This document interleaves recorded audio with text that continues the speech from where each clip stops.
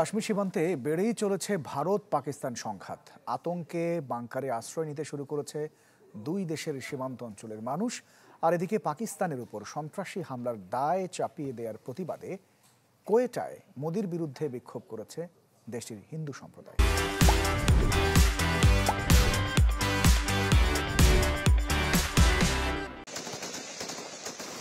Line of কন্ট্রোলে চলছে লাগাতার গোলাগুলির ঘটনা।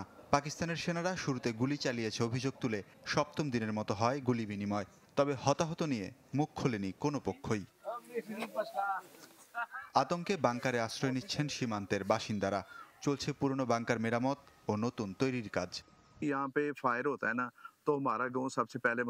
যেভাবে গোলাগুলি চলছে আমাদের কোনো নিরাপত্তা নেই। দুই সরকারের উচিত আলোচনার মধ্য দিয়ে দ্রুত পরিস্থিতির স্বাভাবিক করা। যে কোনো কিছুই ঘটতে পারে, তাই আমরা প্রস্তুতি নিয়ে রেখেছি।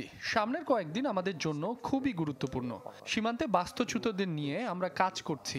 রেড ক্রিসেন্টও আমাদের সাথে আছে। পাকিস্তানের উপর সন্ত্রাসী হামলার দায় চাপিয়ে দেওয়ার প্রতিবাদে বিক্ষোভে নেমেছে পাকিস্তানের হিন্দু সম্প্রদায়ের সদস্যরা। কোয়েটার রাস্তায় ব্যানার প্লেকার্ড নিয়ে নরেন্দ্র মোদীর বিরুদ্ধে স্লোগান দেন তারা।